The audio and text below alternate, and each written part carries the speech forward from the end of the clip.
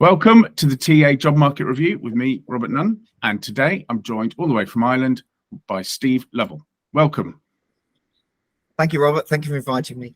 Pleasure. As always, do you want to give a brief introduction to yourself and your career in TA to date? Yeah, so I started off in retail management when I left school. And then I realized I didn't want to work weekends, so I was looking for a more office-based job. I went to work for Reed Employment as in working on the secretarial and operations side of things, and they took me through the Cert RP program, which was really good. And then I worked for I moved into more the technology recruiting. I got a phone call from someone I worked for at Reed saying, "You need to come into tech recruiting. It's there's great money to be made, and it's definitely the way forwards." So I moved into tech recruiting from the agency side. I helped them start up an office in Amsterdam, so I got to live over there for about 6 years. And then I kind of realized, well, you know, IT people get really good salaries. It's something that I've always been interested in. In fact, my father was a project manager in IT, so I pursued a career in IT. And I went from being on the help desk through to being a business analyst and a project manager and doing business intelligence and lots of reporting stuff. And then after a while, after kind of 18 years, I needed a change. I wanted to change, and I decided that I really enjoyed recruitment. I wanted to get back into it. So I was very lucky. I was able to use the strength of my project management skills, and obviously the technical skills, to get a job in the blockchain. And right. I worked for a company that develops the Cardano ADA blockchain, which is I think 6th or 7th in the top 10.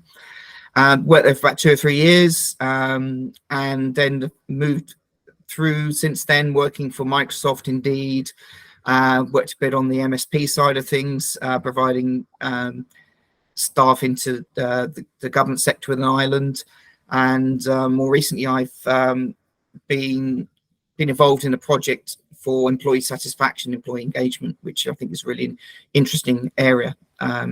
So that's really my experience in a nutshell. About 8 years recruitment, some agency, mostly client side, and as I said, more recently, I've pivoted a little bit into the employee engagement stroke satisfaction side of things. That's a very interesting subject.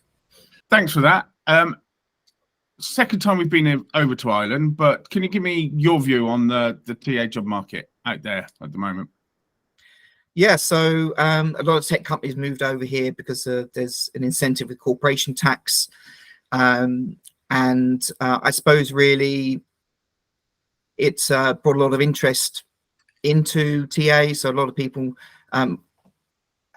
started off an agency, maybe they were in sales before that, they went into agency, and then they realized, you know, we don't really like doing biz dev, you know, or sales. We prefer to do the candidate side. So a lot of them moved into TA.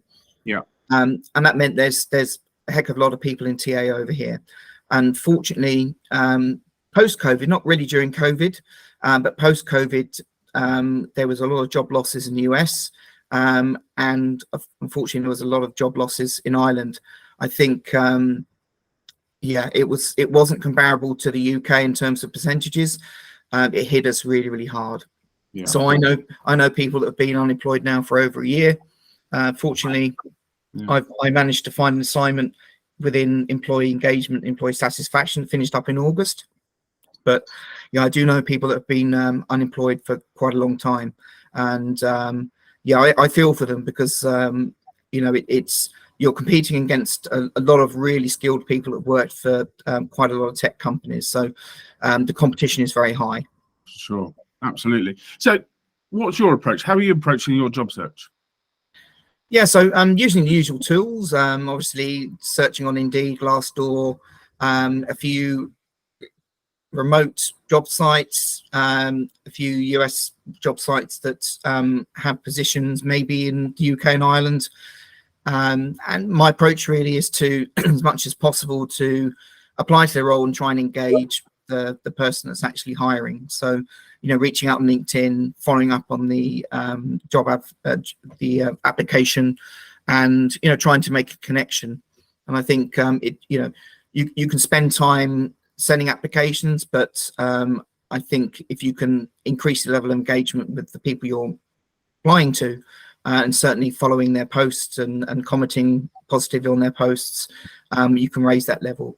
But I think there is a reticence from the client side, I suppose, for want of a better word, to, they will get a lot of people approaching them. They do get a lot of applications. I mean, if you look on LinkedIn, for the average TA role in Dublin, for instance, it's hundreds of applicants. I mean, I'm based in Cork, and one of the reasons why I moved here is because it is classed as a second city, but it's probably quite a bit smaller than Dublin. I mean, Dublin's about 5 or 6 million people, and Cork's around about 300,000 within the county. So even though it is a tech base, a lot of cloud companies have started up here. It's not massive in terms of population. Yeah, no wonder. It's certainly tough out there. But what I mean, just to put this in there as an advert for anyone else that wants to reach out, you reached out to me to talk about the series we've been doing, and thank you for doing so. But on that, I mean, what else are you doing on the networking or the personal branding side of things to really boost your presence? Yeah, I think it's really important to be a voice on LinkedIn. I'm still kind of working out how to get traction on posts, but I'm doing a lot more posts. I think while I'm not working, it gives me the ideal opportunity to give advice or to ask questions, create conversations, and I think really, that's where you can add a bit of value. You can pay it forward. You can help other people. Yeah. And also, I've been volunteering as well. I'm working for a conservation charity here, the Irish Bee Conservation Project. Wonderful. And I've come in doing their. I'm called an HR manager, but it's only about 20, 30 people in the organisation. So I'm helping them out with policies. I'm helping them out with attracting volunteers. So I suppose really the advice is be active on LinkedIn, post things, comment on other people's posts, add your opinion, add your experience, wherever you can, pay it forwards and help other people that are looking for jobs. I've noticed there's a few senior people at director level that are looking for roles, and it's no hassle to, when you're looking for a job, to identify maybe you found a job for someone else in your network that's looking or being long-term unemployed. So 2 things really: engagement, LinkedIn, engagement with people, and do some charity work. Try and skill yourself in an area that you wouldn't normally be skilled in, get an understanding of a different function within TAHR, and fill up your time really, because they say looking for a job is a full-time job, and indeed it takes a lot of effort, especially when you're having to fill in every single job manually because your CV hasn't passed properly. A few ATSs that do that. But to get involved, help other people where you can, and do courses. There's lots of free courses. I think it's Alison do quite a few courses around the HR side of things, employment law, loads of stuff. So, do some free courses, and, upskill and cross-train yourself. Absolutely. And you're not the first I've spoken to that's been doing volunteering work. So hats off to you for that. So as part of a positive process that you've been a part of, has there been any highlights where you've obviously not made it to the finish line and getting the job, but you've been impressed by the process that the company, the TA person has followed? Yeah, I think so. And I think a lot of companies rely on competency-based questioning. And although I do think it's relevant to pull out the qualities and the experiences of the person that match the role, I do feel that it doesn't give you an adequate chance to go through your CV and explain why you've moved and what you're looking for and what skills you've gained along the journey.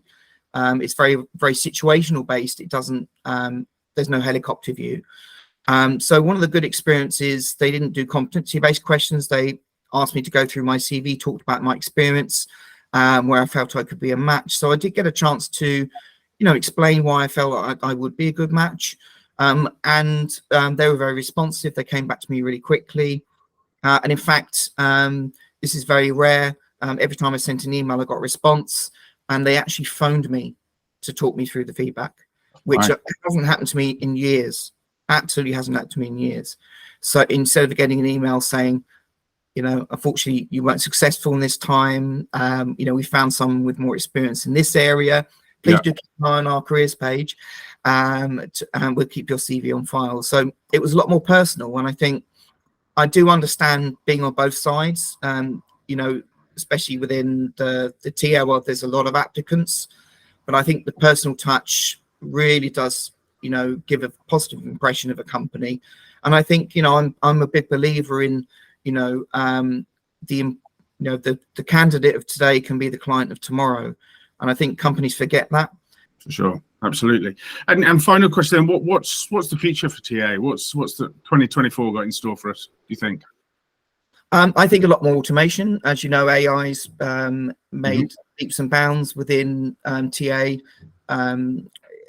Also, you know, to build up shortlists of candidates, searching their CVs, etc. This does have an impact on candidates because they don't understand AI and they don't realize what keywords or whatever they should put on. I mean, keywords have always been a thing. But now with AI, it's even more prevalent. So I think definitely AI is being used more and more. I think tools definitely, you know, I've used a few sourcing tools that have been really good, that have that connect to LinkedIn, because there's two faces to LinkedIn. There's a public facing area of LinkedIn that you can access through a Google search. And obviously there's a private area that is more, okay, who's open to work, who's more engaged with your brand, those types of things.